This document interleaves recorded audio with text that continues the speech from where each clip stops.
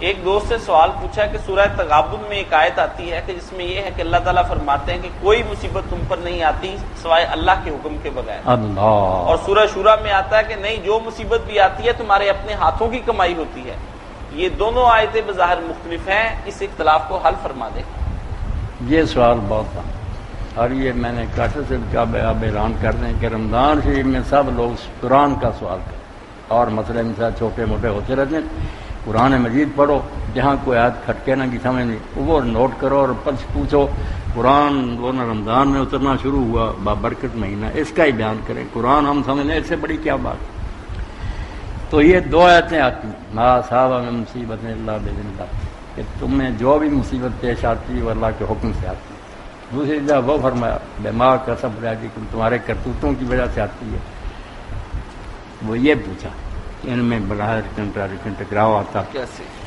بس قرآن کا یہی کمال ہے، جس لیے اس کی مثال جین انسان ہی لاتے، بات ایک ہی ہوتی ہے مگر اس کو آگا پیچھا جو نا بیان کیا۔ جیسے موتی جو نا سب میں آپ بھی پکڑ سکتے ہیں، مگر جیولر ان کو جس طرح پروستا ہے نا، اس ترکیب سے اس میں حسن پیدا ہوتا، ہار بنتا ہے۔ یہ قرآن بھی جس طرح آگے پیچھے ایسے نا، جس طرح سیٹ ہوا، ذرا ہلا دیا جائے ان کو ایک ہے تو آگے پیچھے تباہ ہو جائے گی پوری سے۔ اب سورہ جو ہے جہاں ما اصاب من مصیبہ نا، وہاں قرآن سے نکال کر دیکھیں یہ نیکوں کے بارے میں، نبی اور نیک لوگوں کو جو مصیبت سے بچتی ہیں وہ امتحان ہوتا ہے، ان کے درجے بلند ہوتے ہیں۔ جیسے یوب علیہ السلام 18 سال بھی مار رہے، ان کے بارے میں فرمایا وہ ہے، تب میں نے اشارہ کر دیا کہ آگے پیچھے آپ پڑھ لیں کہ یہ نیک لوگوں پر جو مصیبت، کافر سمجھتے ہیں کہ یہ نیک ہوتے ہیں ان پر کیوں، فرمایا نہیں، وہ عذاب نہیں، نہ کو ان کو تکلیف ہے، وہ ان کے درجے بلند کرنے کے لیے اللہ کے حکم سے یہ کام ہوتا ہے کہ ان کو آزماؤ اور ان کا درجہ بلند، صبر کرتے ہیں اعلیٰ درجہ پاتے ہیں۔ جو دوسری بات ہے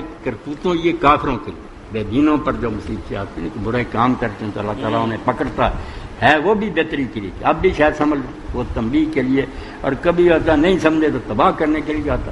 وہ کفار مخاطب ہیں، یہ مومن اور نیک لوگ مخاطب، ماشاءاللہ دونوں چیزیں بالکل صحیح ہیں۔ یہ قرآن شریف کی یہ خوبی کہ آگاہ پیچھا پڑھو کہ سب مسئلے حل ہیں۔